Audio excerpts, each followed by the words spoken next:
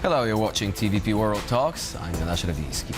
With the full list of this year's Academy Awards winners now out, it's time to take a look at the bigger picture. Not only who actually took home an Oscar in 2026, but also what it means for the industry, the artists and the audiences worldwide. So today we present all the highlights, the winners, the all-star runs and the inevitable politics on the sidelines of the ceremony. Joining us here today is Dawid Muszyński, editor-in-chief of naEKRANIE.pl. Hello and welcome Hello. to TVP World. So first of all, let's get one thing out of the way. There wasn't really that much politics this year, now was There was nearly none. Only, I think, Javier Bardem said freedom to Palestine, and that was it. I think Hollywood wants to differentiate and sees that this is an entertainment, and they know that the country is divided, and they don't want to have any other impact on them, only entertainment and pure joy.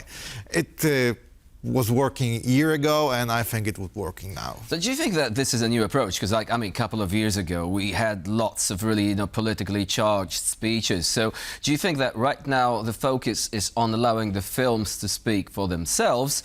And some of the films were clearly political in nature, weren't they? Yes, because the creators want to make their work talk for them. Like, they don't need to tell you what the movie is about. You will go to the cinema. And I think that they realize that how much they are political outside of their bubble, it impacts that people don't want to go to the cinema because they like, I don't like this director because what he said about my president or my governor or whatever.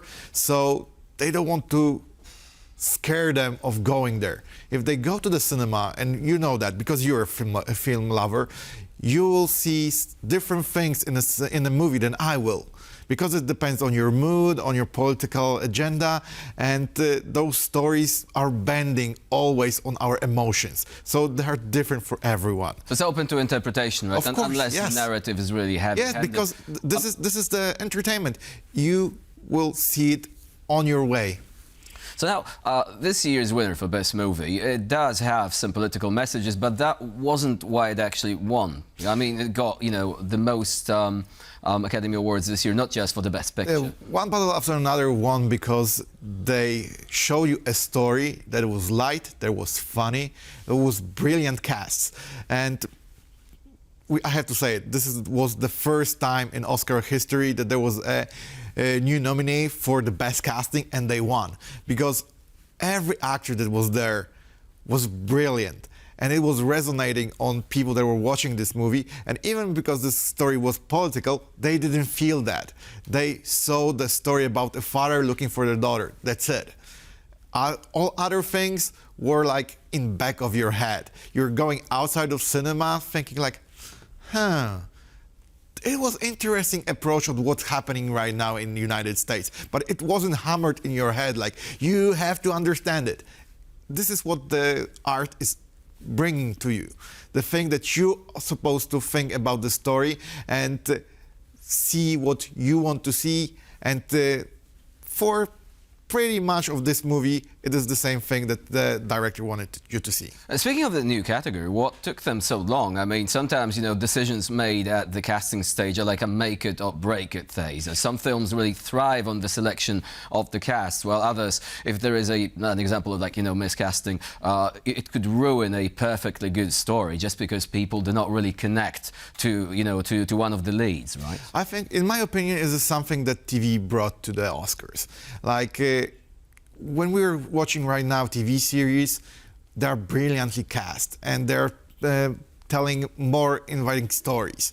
So Hollywood said like, hey, this is important because it's for the movies it's nothing new. Like every movie that you probably remember, Back to the Future, Batman, Predator, it was brilliant casting that made those movies great that you want to watch them after 20, 30, 40 years.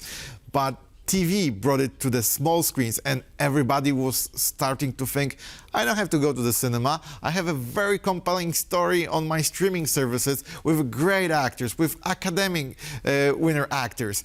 And they said like, hey, we have to change it because it's something important. It's not only the story, it's not only a director, it's not only the music that is bringing you for a movie.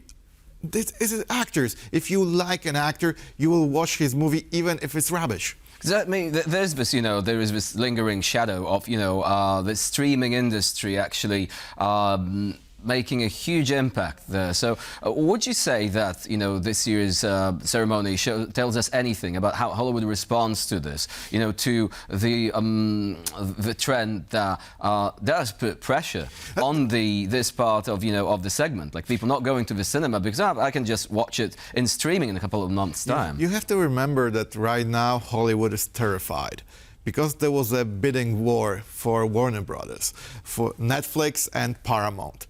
Right now, everybody is saying that Paramount won, and this is something that will keep the movies in the cinema, because Netflix, even Conan O'Brien on this academic side to the vice president of Netflix, like, this is probably the first time you're sitting in the cinema. Did. Yeah, so they want to keep these movies in the cinema, and that's why they're fighting with the streaming services, because streaming services don't care about the cinema. The cinema will be on your couch in your room, and we both know it doesn't work like that. You have to go for a big screen to see even their movie like Frankenstein that received 3 Oscars. It's a Netflix movie, but he best resonates on a big screen. So now, there are movies which are much more intimate, like, animated shorts. And this year, actually, the award went to The Girl Who Cried Pearls by Maciej Szczerbowski and Chris Lavis.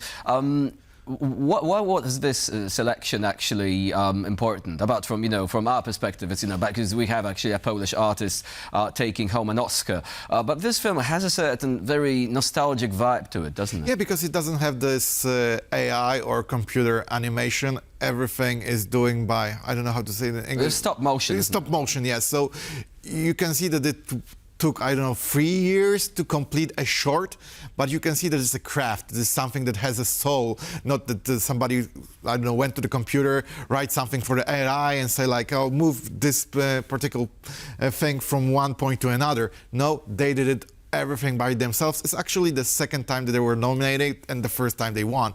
So fingers crossed for other projects. And I think that this year we can see that the most movies that received Oscars are the one without green screens, without computer animation, that there are pure stories. And we're a little bit fed up of those blockbusters that is like the fast food of the movie industry, that you sitting there with your jaw dropped, but after, I don't know, half an hour, you don't even remember what happened on the screen. The story is delusional. There's like, this backlash against CGI. Do you think that this might actually be something more lasting? Because people often do say, well, there is just too much Marvel influence on the action cinema today. There's too much green screen, or the techniques that they used on The Mandalorian, where it's not green screen, but actually you have like a setup which imitates a real background, but actually they're using massive displays to bring it to life. Do you think that practical effects, either in like short animated films, again, stop motion, just trying to create this sort of impression, or in big movies, are going to be the selling point? Even more than they are today. They are. If you see, you're still about the Mandalorian, but people loved Andor. That wasn't shot on those stages. They went outside. So I think that we, as a viewers, don't like to be fooled. And we see when the grass is made by a computer, not a real grass.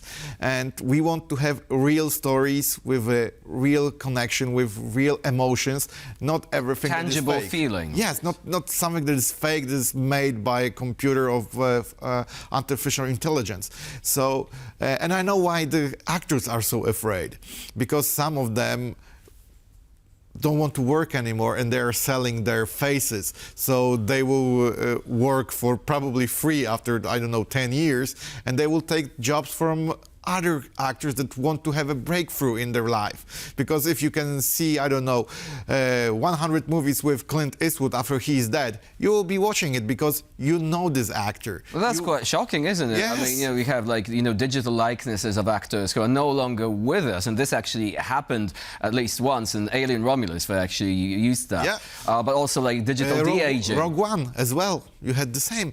So, but I think that the viewers will treat it as a new thing, but only for a while, and after that they will say, okay, we're done. Like, we don't want it anymore. Bring us the normal actors. We want to see real people, not the real world. Speaking of the real world, best documentary went to Mr. Nobody Against Putin. What does it tell us about, the film industry today? Is it still willing to tackle these important, difficult issues? I mean, that film was made by a guy who literally lived in Russia and chose exile just to show what was happening there in the education system. Yes, but I think that it was only like a hummingbird, showing that we're involved in politics. We want to show you that those topics are very important. But as I said, on the whole ceremony, we'll not say anything about war on Ukraine, war in Iran, nothing. Like, we will be only standing there and smiling. So they don't want to say, we don't see those topics. We will give an Oscar for the documentary, but it's the biggest we can go for now. But it was the third time they tackled the subject of Russia and Ukraine. They did that with Navalny, despite the criticism from some circles, and later on with 20 Days in Mariupol. So there is some consistency. I mean, 2024 was, the documentary award. It was about the situation in Gaza. So yeah, of course. But if you can see, nothing happens after that. Like, the celebration is like, you received an Oscar, thank you very much, go in your way. They're not, I don't know, advertising it so much as the main categories. It's something in the beginning of the ceremony that we want to get rid of from the table and go only for the pure entertainment. So do you think that the only moment when you can say that Hollywood really wants to tackle a subject like that is when they do a feature film dedicated to a topic, like a specific military conflict or some sort of aspect of social life that was overlooked before that? Yes, and if you know Hollywood, you know that they're usually waiting like 10 or 20 years to tackle such a topic when everything is already finished and we can reassume what happened. So, just a quick question towards the end. Any sort of emerging trends that you could say, we could, look at this ceremony and say, okay, so this is something new? Yes, we can see that everybody is terrified that in 2029 the Oscars will be on YouTube, and it will change, I think, the whole industry, because as we all know, changing the platform and saying goodbye to the traditional television, televising Oscars will be something that not everybody will comprehend. Like, I think they try to switch for the younger viewership, and the older one, will they watch a ceremony on their computers or on the mobiles? I don't think so. Like streamed on Twitch, for example. Yeah, I don't think that, for example, me will be sitting there and watching it on a small screen because it's on YouTube. I don't think it will be the major change that they wanted it to be. Well, this ends the story of adaptation and change. Dawid Muszyński was our guest today here on TVP World. Thank you very much for joining us. And I'm Jonasz Rewiński. You're watching TVP World. Please stay with us for more latest news updates and commentary.